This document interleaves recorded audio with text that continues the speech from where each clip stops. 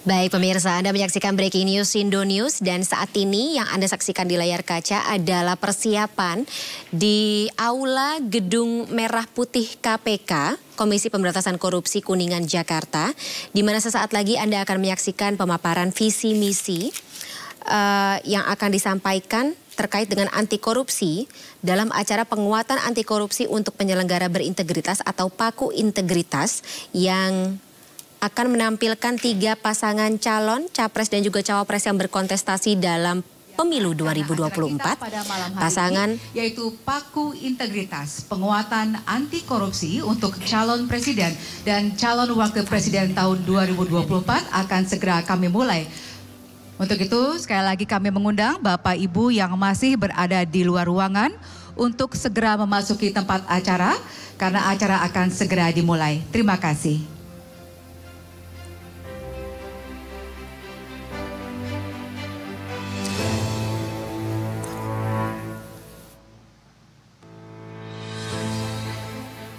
Iya baik, tampaknya seperti yang disampaikan oleh sang MC Valerina Daniel tadi bahwa acara akan segera dimulai sebentar lagi dan kita akan menyaksikan bagaimana pemaparan visi misi yang akan disampaikan oleh 3 pasangan calon presiden dan juga wakil presiden, baik pasangan 01 Anies Baswedan Muhaimin Iskandar, kemudian pasangan 02 Prabowo Subianto, Gibran Rakabuming Raka, dan pasangan calon 03 Ganjar Pranowo, Mahfud MD akan sama-sama memaparkan bagaimana mereka jika terpilih nanti dalam pemilu 2024 akan memberantas korupsi di Indonesia. Oke, saya kembali lagi ke Mas Kurnia. Mas Kurnia masih tersambung bersama kami ya. Mas Kurnia Ramadana dari ICW. Masih Mbak. Oke, monggo Mas Kurnia diteruskan lagi. Mohon maaf tadi terpaksa harus dipotong. Iya, bagaimana kita nanti bisa mendengar harapan masyarakat adalah terkait dengan konsep teknis penguatan pemberantasan korupsi. Ada sejumlah indikator memang. Yang pertama misalnya dalam aspek struktur hukum. Bagaimana agenda Pak Anies Baswedan, Pak Ganjar Pranowo, dan Pak Prabowo Subianto terkait dengan Komisi Pemberantasan Korupsi. Apakah model KPK hari ini sudah ideal atau tidak dalam pengamatan dan analisa mereka? Dalam hal ini tentu yang menjadi menarik adalah Mbak Fani, kalau kita benturkan dengan perahu-perahu yang mendukung para calon presiden dan calon wakil presiden. Itu menjadi tantangan Pak Anies Baswedan, tantangan Pak Ganjar Pranowo, dan tantangan Pak Prabowo Subianto. Tantangan apa? Tantangan meyakinkan Pak Surya Paloh di Partai Nasdem bahwa revisi Undang-Undang KPK itu adalah melemahkan KPK. Begitu pula kepada Pak Ganjar, bagaimana meyakinkan Ibu Megawati dan Pak Prabowo Subianto, Partai Gerindra, Golkar, PAN. Karena semua partai politik yang mendukung para calon presiden itu adalah partai-partai yang setuju memberangus KPK dengan merevisi Undang-Undang KPK. Maka dari itu kami membutuhkan bagaimana trik mereka untuk memastikan agar agenda penguatan KPK itu bisa berjalan seandainya pasangan 01, 02 maupun 03 terpilih 14 Februari mendatang. Juga pada debat pertama ada pernyataan yang menarik dari Pak Anies Baswedan dan Pak Ganjar Pranowo. 2 capres ini berkomitmen untuk mengundangkan undang-undang perampasan aset. Lagi-lagi kalau kita bicara pemberantasan korupsi tidak bisa bicara dengan hukum ansih. Ada kaitan dengan politik, yaitu partai politik. Nah, bagaimana mereka juga bisa meyakinkan partai politik untuk bisa mengundangkan undang-undang perampasan aset, karena sejatinya Mbak Fani, musuh dari pemberantasan korupsi itu seringkali adalah partai politik. Saat ini ya mereka didukung oleh partai politik yang ada di Senayan. Kami harapkan pada malam hari ini mereka bisa berbicara teknis tentang penguatan penegakan hukum dan regulasi-regulasi yang mendorong percepatan pemberantasan korupsi di Indonesia. Oke, berarti kalau poin atau secara garis besar berarti yang dipermasalahkan saat ini atau yang menjadi concern dari masyarakat saat ini adalah lembaga KPK itu sendiri dan juga undang-undang yang mengatur mengenai kewenangan dan juga kewenangan dari KPK yang selama ini kita lihat tampaknya dibatasi atau seperti kata Mas Kurnia tadi banyak celah yang digunakan atau banyak celah yang membuat pemberantasan korupsi jadi tidak bisa maksimal atau efektif. Begitu ya Mas Kurnia? Betul sekali Mbak Fani, bahkan kalau kita mengacu pada 2019 yang lalu, karena 2019 yang lalu yang kontestannya ada saat ini itu kan Pak Prabowo Subianto. Betul. 2019 Pak Prabowo juga mengatakan akan memperkuat KPK, ternyata partai Pak Prabowo itu menyepakati revisi Undang-Undang KPK. Tentu menjadi tidak salah jika masyarakat itu skeptis, masyarakat meragukan komitmen pemberantasan korupsi, karena sudah ada rekam jejak pada pemilu 2019 yang lalu. Dan juga tidak terlepas pada Capres 01 dan 03 terkait dengan partai politik yang mendukung mereka. Demikian. Oke, sedikit saja Mas Kurnia mungkin. Ini hanya bisa dicapai oleh, atau apa ya, tanggung jawabnya berarti terletak di tangan Presiden ya?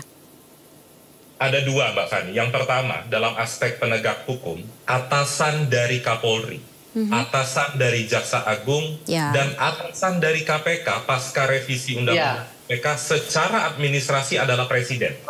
Terkait dengan tunggakan regulasi yang memperkuat pemberantasan korupsi, pihak yang paling berperan dalam pemberantasan, dalam regulasi itu adalah Presiden. Jadi mari kita kembalikan tanggung jawab itu kepada Presiden dan kita tunggu bagaimana gagasan ketiga Capres pada malam hari ini. Itu Mbak Fani. Calon Presiden dan calon Wakil Presiden nomor urut 1 dan nomor urut 3. Kami mengucapkan juga terima kasih kepada rekan-rekan media yang telah hadir pada malam hari ini untuk meliput acara Paku Integritas Penguatan Anti Korupsi untuk calon Presiden dan calon Wakil Presiden tahun 2024.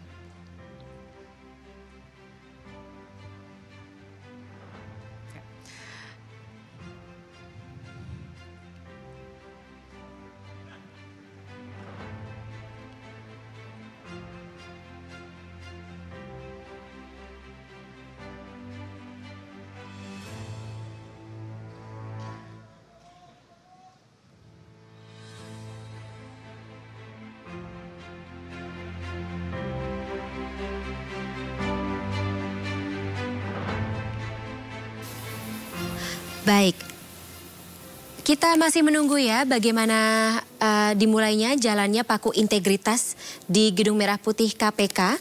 Dan kita akan kembali lanjutkan dialog bersama dengan para narasumber yang sudah hadir bersama kami malam hari ini. Dan dari TKN Prabowo Gibran telah hadir bersama kami. Alhamdulillah ya sudah mau menyempatkan waktunya Pak Syarif Hasan selaku anggota Dewan Penasehat TKN Prabowo Gibran malam hari ini. Saya langsung saja ke Pak Syarif. Pak Syarif, komitmen seperti apa yang akan disampaikan oleh Pak Prabowo dan juga Mas Gibran Rakabuming Raka, mengingat program atau semangat serupa kan sebenarnya juga sudah pernah dibawa oleh Pak Prabowo dalam kontestasi pemilu 2019. Namun sampai dengan saat ini kita ya bisa melihat bagaimana semangat tersebut tampaknya tidak tercermin dari prestasi yang ditunjukkan oleh KPK seperti concern dari Mas Kurnia Ramadana tadi. Monggo Pak Syarif. Ya, pertama ingin saya tegaskan bahwa Prabowo Gibran bertekad bahwa apabila diberikan amanah oleh rakyat tahun ini bisa menjadi presiden, maka komitmennya adalah betul-betul agar tidak memberikan toleransi yang sedikit pun kepada koruptor. Dan ini harus menjadi komitmen bersama bahwa koruptor itu adalah penyakit yang sangat memprihatinkan dan merusak mental rakyat Indonesia. Dan inilah salah satu yang menyebabkan rakyat kita tidak menikmati kesejahteraan. Nah, itu adalah merupakan komitmen dari Prabowo Gibran.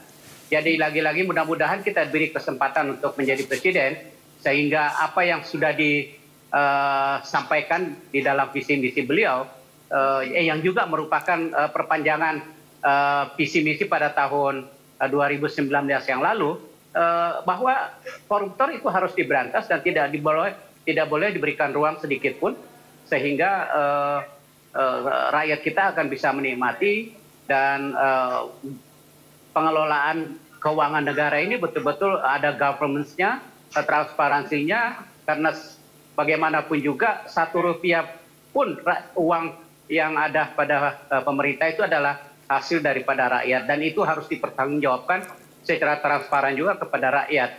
Nah, itu adalah komitmen kita. Mudah-mudahan ini kita diberi kesempatan untuk menjadi pemimpin dan kita akan buktikan dan kita akan implementasikan semua komitmen-komitmen sebelumnya bahwa koruptor adalah musuh bersama. Saya pikir itu. Oke, Pak Syarif, saya harus menanyakan juga sih terkait dengan bagaimana concern lagi-lagi ketika semangat atau program-program anti korupsi tersebut kan tidak dijawantahkan secara dalam atau mendalam dalam debat pertama kemarin oleh Pak Prabowo sebagai pasangan calon atau capres yang mewakili debat saat itu. Kira-kira malam hari ini apakah akan digunakan waktu yang diberikan oleh KPK dan juga jawaban-jawaban yang diberikan atas pertanyaan dari panelis Komisi Pemberantasan Korupsi ini akan disampaikan secara ya tadi artikulatif, kemudian juga tentunya sampai pesannya kepada masyarakat? Ya, saya yakin bahwa Pak Prabowo dan akan menyampaikan itu secara clear enough dan jelas bahwa korupsi itu adalah merupakan musuh bersama, penyakit yang harus kita berantas bersama, dan sekali lagi tidak boleh diberikan ruang sedikit pun kepada mereka. Nah, saya yakin dan percaya karena ini juga sudah dikomunikasikan kepada Pak Prabowo, dan Pak Prabowo sendiri secara pribadi mengatakan bahwa korupsi adalah merupakan agenda yang pertama yang harus dilakukan apabila beliau diberikan amanah sebagai presiden.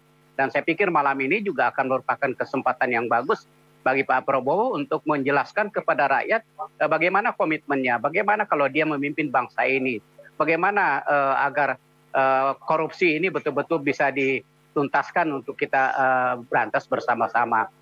Saya pikir malam ini kita akan mendengarkan dengan jelas dan lantang sekali, dan saya pikir bagus bagi bangsa ini untuk mendengarkan bagaimana misi seorang calon pemimpin terhadap keberpihakan kepada rakyat dan juga bagaimana dalam hal memberantas korupsi.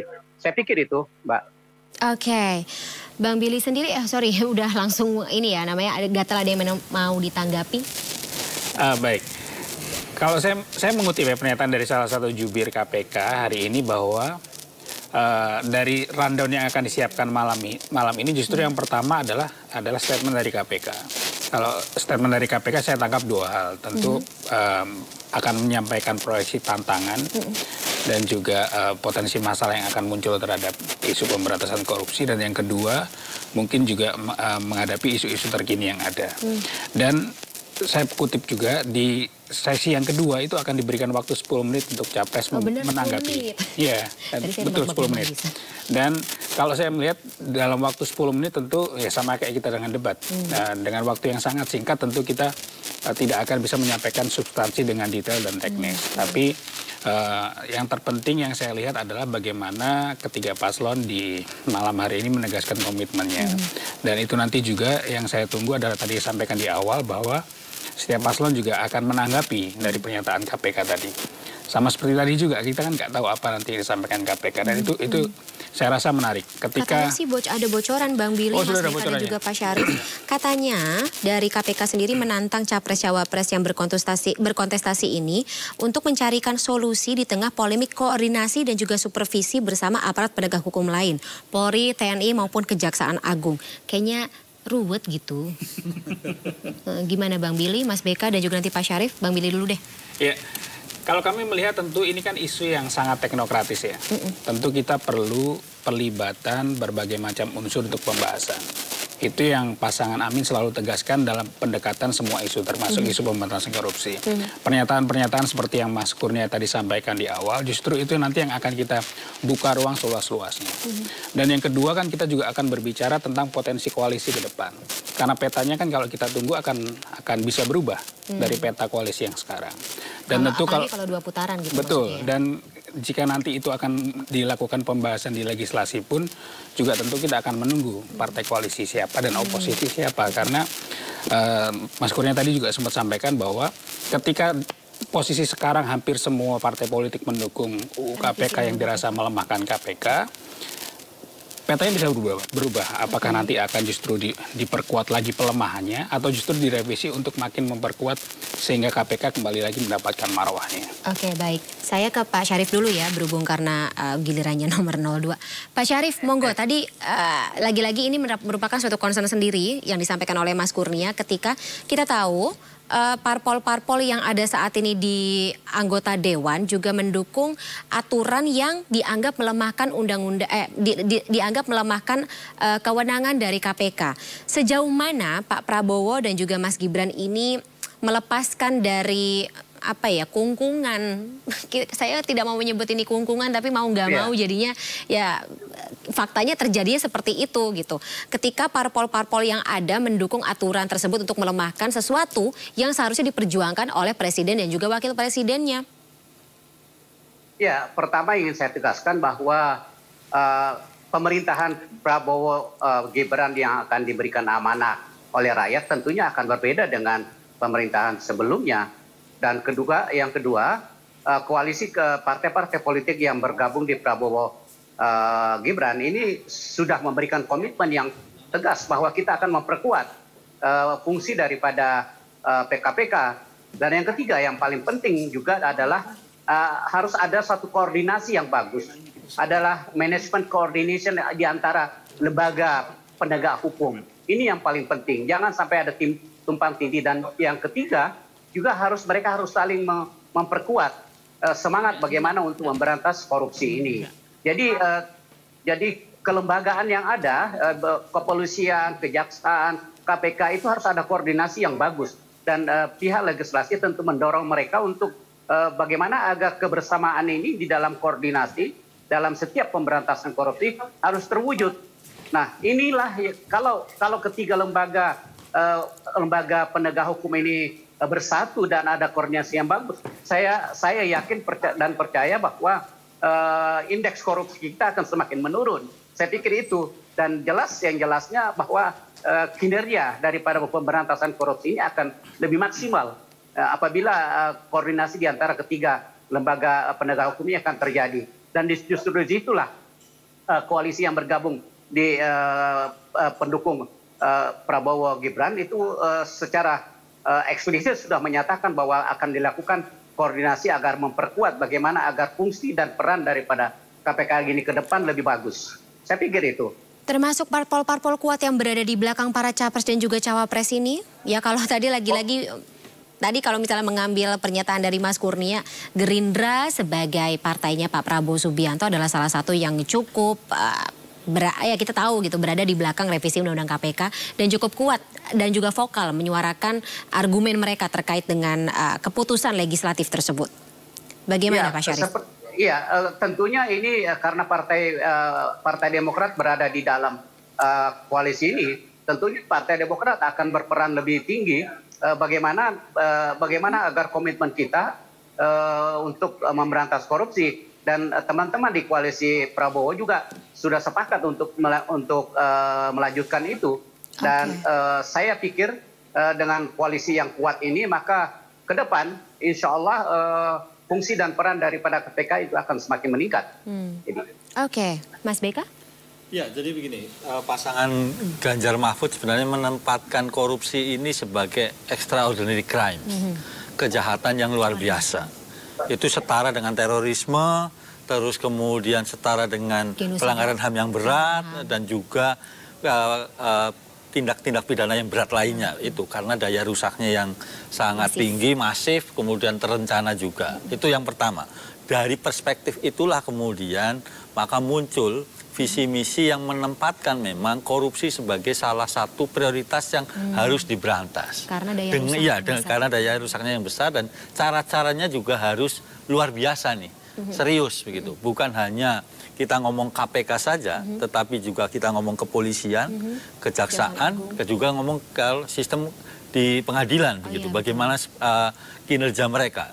Dari keempat lembaga inilah kita bisa menggantungkan gitu ya harapan masyarakat tentang Indonesia yang bebas korupsi. Itu yang pertama. Yang kedua juga soal bagaimana dengan sektor bisnis begitu. Okay. Karena bagaimanapun juga Indonesia ini kan sedang membangun begitu, banyak sekali infrastruktur, ekonomi dan yang lain sebagainya, membutuhkan sektor bisnis yang kuat. Tetapi sektor bisnis ini juga harus dapat pesan yang utama nih. Apa itu? Yaitu pemerintahan yang bersih. Gitu. Sehingga mereka punya kepastian hukum, kepastian usaha, dan kemudian mereka juga merasa aman nih kalau mau mengembangkan bisnis di Indonesia, either mau investor asing, investor dalam negeri maupun juga UMKM, karena korupsi di Indonesia ini kan sampai mengalir sampai ke bawah nih begitu. Itu bebas dari pemerasan misalnya. Itu dia. Begitu, itu artinya soal perizinan, soal layanan sehari-hari ini juga harus bebas dari korupsi. Nah, yang terakhir adalah soal partisipasi masyarakat. Kita juga menempatkan sebenarnya partisipasi masyarakat sebagai salah satu tonggak pemberantasan korupsi. Misalnya teman-teman ICW ini kan bagian dari masyarakat sipil. Belum kita ngomong soal Transparansi Internasional Indonesia, belum lagi kita bicara soal ormas-ormas, ngomong ormas keagamaan, baik di Jakarta maupun di daerah-daerah, saya kira punya peran penting untuk memberantas korupsi itu. Nah, pada titik itulah ruang yang ada akan dibuka oleh pasangan Ganjar Mahfud. Oke, Mas BK, Bang Billy, Pak Syarif dan juga Mas Kurnia, kita akan sama-sama harus tahan dulu, terpaksa tahan lagi dialognya. Kita akan sama-sama kembali menuju ke Gedung Merah Putih KPK. Kita akan dengarkan sesaat lagi bagaimana situasi yang ada di sana. Dan tidak membawa barang-barang yang dilarang serta dapat membahayakan orang lain. 3. Yang dapat memasuki tempat kegiatan hanya nama-nama tanda pengenal dari panitia. 4. Tim pendamping pasangan capres-cawapres tidak diperkenankan membawa bahan kampanye dan alat peraga kampanye kecuali atribut yang melekat di badan. 5. Selama acara berlangsung, tamu undangan tidak melakukan intimidasi dalam bentuk ucapan maupun tindakan kepada pihak lain. 6. Selama acara berlangsung, alat komunikasi dalam mode hening dan dilarang mengaktifkan flashlight kecuali kebutuhan dokumentasi.